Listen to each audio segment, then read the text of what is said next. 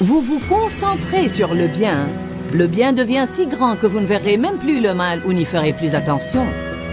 Vous pouvez vraiment surmonter le mal par le bien. Restez avec nous dans Jouissez de votre vie.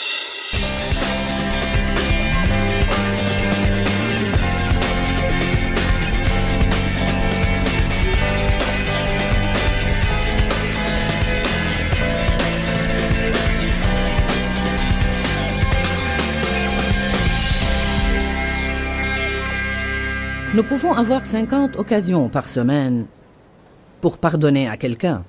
Amen. Alors il faut être capable de pardonner. Qui pense que nous devrions être capables de pardonner aux autres? Alléluia. Donc tout d'abord, je vais commencer par vous donner une définition du mot pardon. Il veut dire excuser une faute. Pardonner à quelqu'un. L'absoudre de payer. Quand quelqu'un vous fait du mal, n'ayez pas avec lui une attitude de « Eh bien, vous me devez quelque chose ». Vous me devez. Je parlais avec quelqu'un, on discutait d'un problème de mariage. Le couple essayait de trouver une solution. Il y avait un repentir d'un côté et il fallait du pardon de l'autre côté. Pourtant, à ce moment-là, un partenaire essayait de faire payer à l'autre son péché. Vous ne pouvez pas faire ça.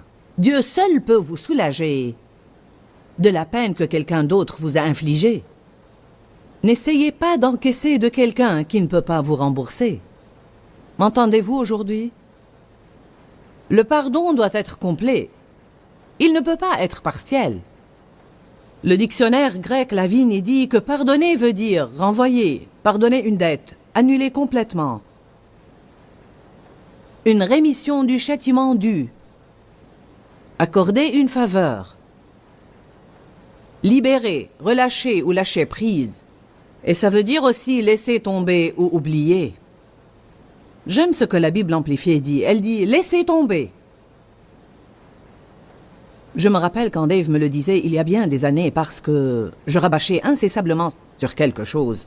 Je rabâchais et je rabâchais. Il me disait « peux-tu juste laisser tomber ?» et continuer. Il y a sûrement quelques personnes ici cet après-midi qui ont besoin de laisser tomber une chose. Vous devez l'enlever de votre bouche et l'effacer de votre tête et arrêter de menacer les autres avec. Vous devez prendre la décision d'arrêter d'y penser, de lâcher prise, de laisser tomber et de ne plus essayer de punir les autres. Parfois, nous essayons même de punir les autres en les excluant de nos vies. Nous sommes froids à leur égard. Si nous sommes obligés de traiter avec eux, du moins ça va être froid. La Bible nous met en garde contre une forteresse de charité froide. Satan veut construire une forteresse de charité froide. La Bible dit dans les derniers temps, c'est dans Matthieu 24, dans les derniers temps, la charité chez le grand nombre se refroidira. Nous devons faire attention à ça, très attention. Aussi dans Matthieu 12, 10, elle dit « Beaucoup de gens seront vexés dans les derniers temps ». Les gens sont susceptibles de nos jours, n'est-ce pas? Ils se mettent facilement en colère. C'est dû en partie au fait qu'ils sont stressés. La plupart des gens semblent être, vous savez, ils semblent être à bout de nerfs. Et si vous faites quelque chose, vous les poussez par-dessus bord. Nous devons donner aux autres plus de grâce et plus d'espace et leur permettre d'être ce qu'ils sont, c'est-à-dire des gens. Nous n'allons pas être parfaits. Nous devons avoir beaucoup de grâce pour avoir des relations les uns avec les autres. Vous devez chercher le bien dans les autres. Vous n'avez pas le droit de tout critiquer et de faire tout un plat chaque fois que vous trouvez une faute. Vous devez toujours chercher le bien dans les autres. La Bible dit, vous surmontez le mal par le bien. Romains 12, 21, nous surmontons le mal par le bien. Dieu m'a révélé il n'y a pas longtemps que si vous avez une relation avec quelqu'un qui a plusieurs défauts, que si en fait vous vous concentrez sur le bien devient si grand que vous ne verrez même plus le mal ou n'y ferez plus attention. Vous pouvez vraiment surmonter le mal par le bien. Certains de vous sont peut-être au bord du divorce ou sur le point de perdre une relation qui leur importe avec un fils ou un ami ou un collègue.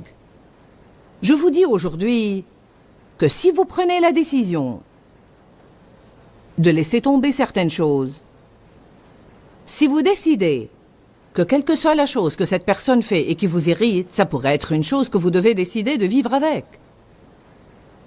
Il est très possible que l'avantage que cette personne représente pour vous l'emporte sur l'irritation.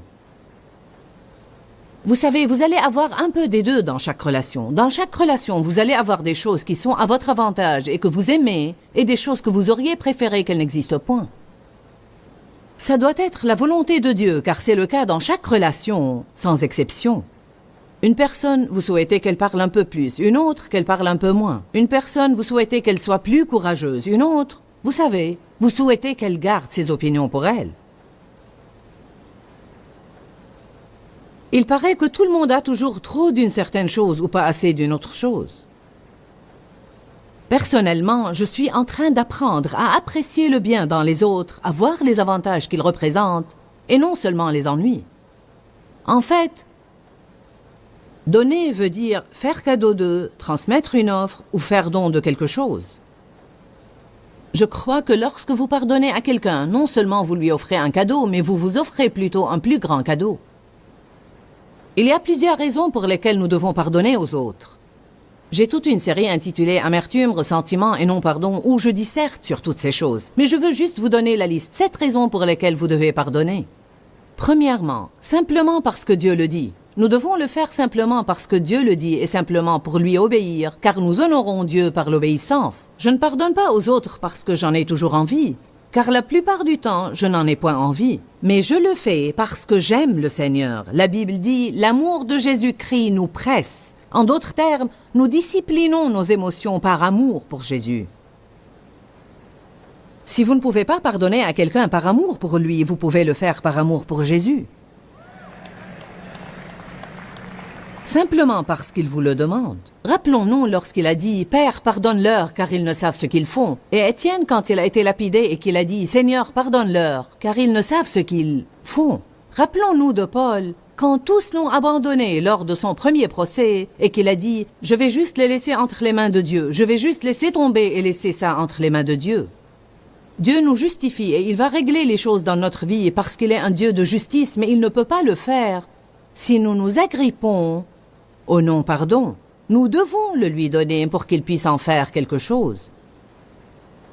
Certains se demandent pourquoi Dieu n'a jamais établi la justice dans leur vie lors d'une épreuve, mais vous ne lui avez jamais donné le problème. Deuxièmement, vous devez pardonner car votre foi n'agit pas si vous ne le faites pas. Allez à Marc 11.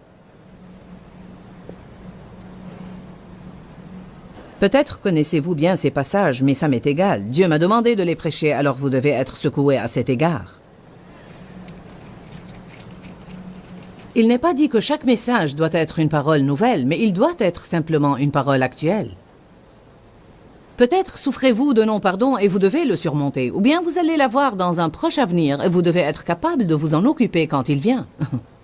Savez-vous que ça fait vraiment peur de réfléchir qu'on ne sait jamais à quel moment on doit être prêt à pardonner à quelqu'un? Je veux dire que vous pouvez être là 1 minute avant et penser que tout est parfait. Vous vous retournez et quelqu'un vient vous vexer ou vous dire quelque chose ou vous faire quelque chose et vous vous trouvez ayant besoin de pardonner. En fait, j'ai personnellement décidé finalement, je ne veux pas avoir à faire des efforts tout le temps, avoir à me débattre à n'en plus finir pour essayer d'arriver là où je peux le faire. Alors j'ai finalement décidé, je veux être capable de pardonner. Je veux être la sorte de personne que vous devez vraiment pousser, je veux dire beaucoup, pour pouvoir l'énerver et la contrarier. Parce que je veux vivre dans la paix de Dieu. Je peux vous dire, Satan vous tend un piège pour vous contrarier. Et une des façons de le faire, c'est par les personnes exaspérantes.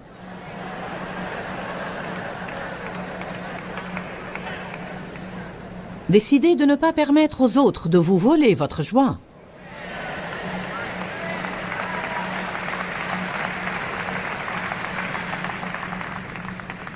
Marc 11, 22. Et Jésus prit la parole et leur dit « Ayez foi en Dieu constamment ». Alors nous ne devons pas avoir foi et puis un peu de doute et puis un peu de foi et un peu plus de doute. Nous devons avoir foi en Dieu constamment. Nous devons apprendre à vivre de foi en foi. En vérité, je vous le dis, si quelqu'un dit à cette montagne, ôte-toi de là et jette-toi dans la mer, et s'il ne doute point en son cœur, mais croit que ce qu'il dit va arriver, il le verra s'accomplir. C'est une promesse redoutable. C'est pourquoi je vous dis, tout ce que vous demanderez en priant, croyez que vous l'avez reçu et vous le verrez s'accomplir. Verset 25, nous n'osons pas nous arrêter au verset 24. Vous ne devez pas vous arrêter là où vous voulez tout le temps. Vous devez vous assurer de lire les versets dans leur contexte pour bien comprendre tout ce que Dieu dit à ce sujet. En fait, la plupart des gens aiment sortir les versets 22, 23 et 24. Mais ces versets n'agissent pas dans notre vie à moins que nous vivions les versets 25 et 26. Et lorsque vous êtes debout faisant votre prière, si vous avez quelque chose contre quelqu'un, je pense que cela n'exclut rien. Si vous avez quelque chose contre quelqu'un, pardonnez-lui, laissez tomber, oubliez, lâchez prise, afin que votre Père qui est dans les cieux vous pardonne aussi vos défauts et vos faiblesses et les laisse tomber. Mais si vous ne pardonnez pas, votre Père céleste ne vous pardonnera pas non plus vos défauts et vos faiblesses. Quand il y a une chose quelconque qui me sépare de Dieu, alors ma foi ne va pas agir comme il faut parce que mon niveau de confiance n'est pas comme il faut. Alors il dit, votre foi ne va pas agir si vous avez des choses dans votre cœur qui bloquent votre relation avec moi. Si vous ne pardonnez pas aux autres, alors je ne peux pas vous pardonner. Vous savez, nous prions la prière du Seigneur. Notre Père qui est aux cieux, que ton nom soit sanctifié, que ton règne vienne, que ta volonté soit faite sur la terre comme au ciel. Donne-nous notre pain quotidien. Pardonne-nous nos offenses, comme nous pardonnons aussi à ceux qui nous ont offensés. Je me demande combien d'entre nous voudraient vraiment cela. Vous savez, nous devons penser à ce que nous disons dans la prière. On dit, Dieu, pardonne-moi de la façon avec laquelle je pardonne aux autres.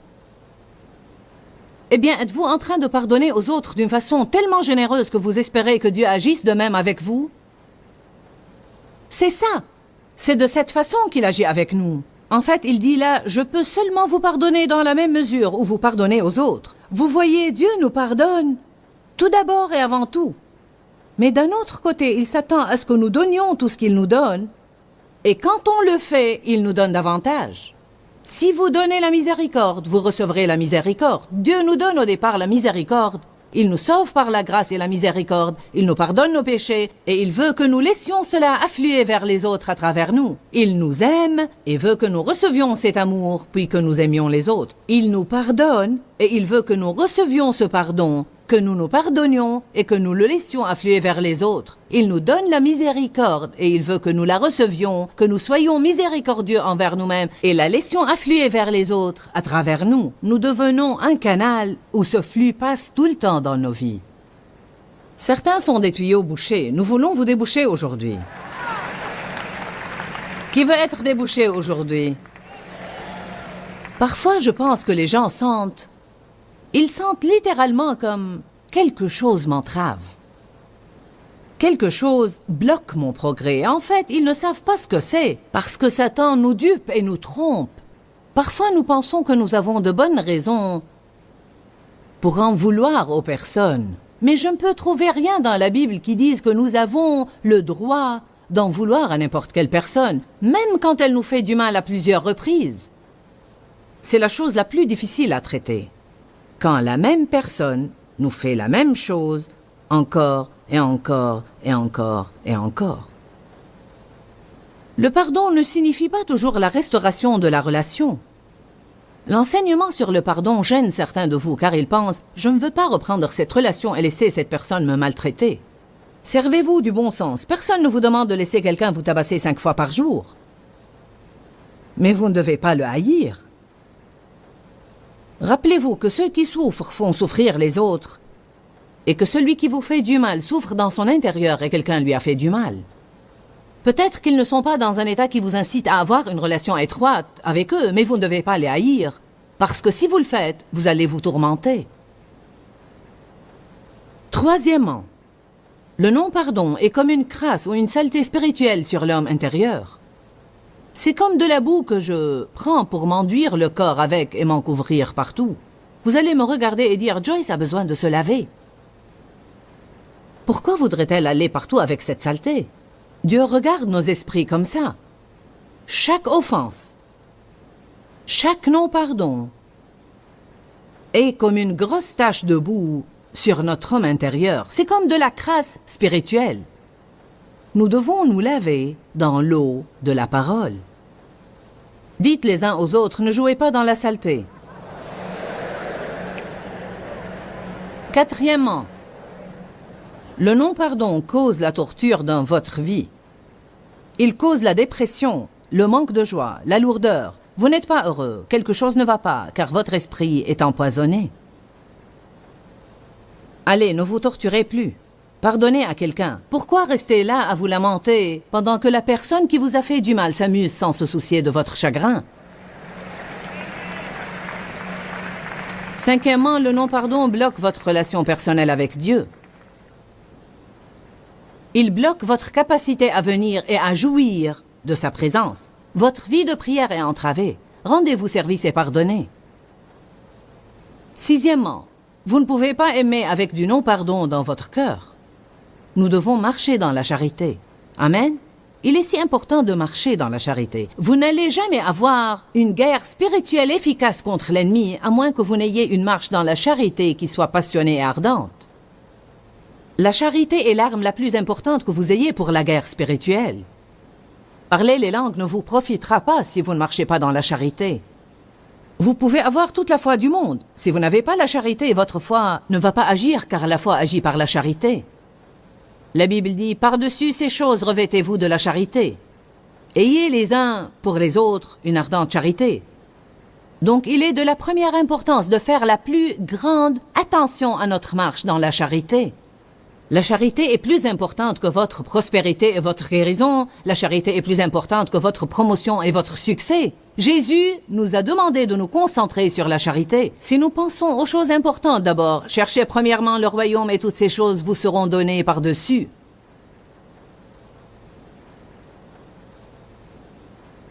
Jésus a dit, je vous donne un commandement nouveau, aimez-vous les uns les autres. Et la charité pardonne. La charité tient compte des défauts et des faiblesses des autres. Vous qui êtes spirituels, dit Galates chapitre 6, sachez comment redresser les personnes qui ont succombé à cause de leurs faiblesses. Septièmement, vous ouvrez une grande porte au diable quand vous restez dans le non-pardon. Lisons 2 passages rapidement. Allez à Éphésiens chapitre 4.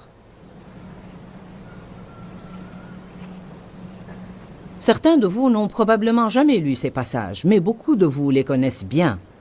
Mais cela ne signifie pas que vous les vivez.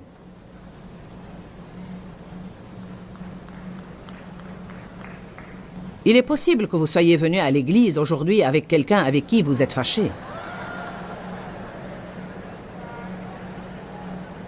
En fait, vous seriez étonné si vous pouviez voir combien de personnes présentes dans cette salle aujourd'hui pour essayer de recevoir des miracles, des bénédictions, des guérisons et des percées de Dieu, sont assises là avec une sorte d'amertume, de ressentiment, de non-pardon ou quelque sorte d'offense dans leur cœur.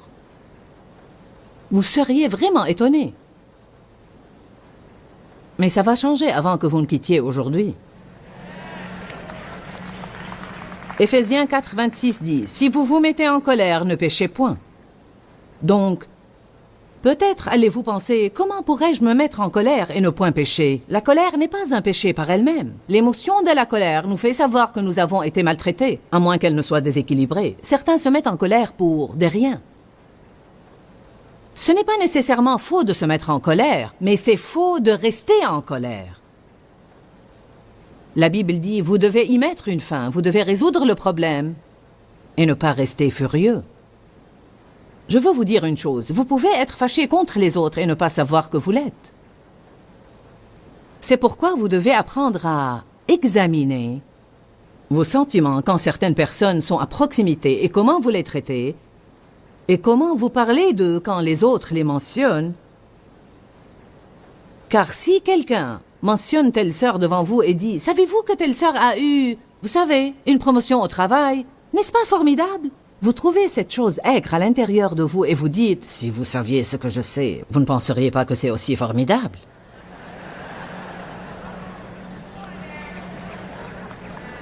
Donc il y a toujours quelque chose à régler à l'intérieur. Il y a un peu d'eau amère là-dedans qui a besoin de redevenir douce.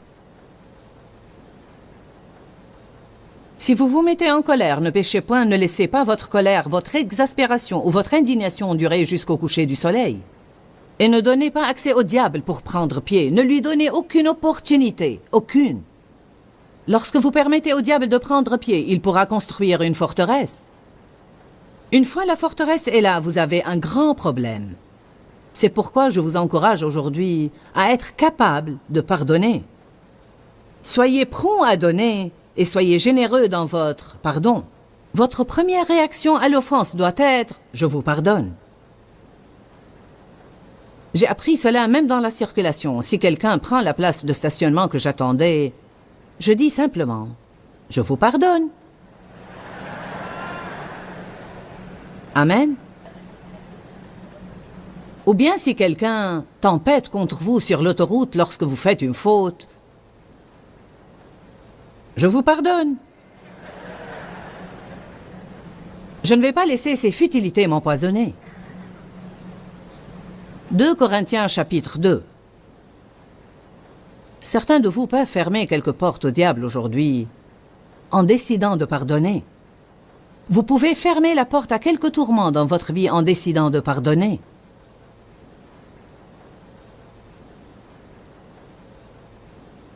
Dans 2 Corinthiens 2, verset 10, Paul dit « Or, à qui vous pardonnez, je pardonne aussi.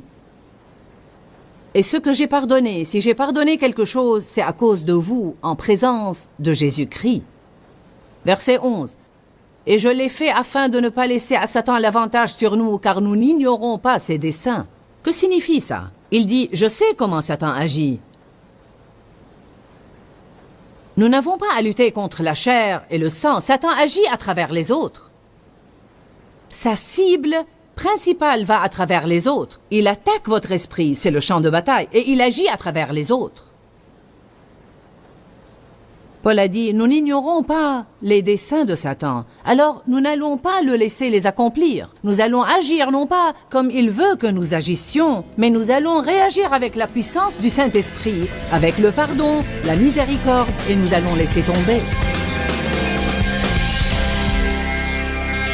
En fait, je ne sais même pas vraiment comment vous dire combien ce sujet de pardonner et d'oublier est important.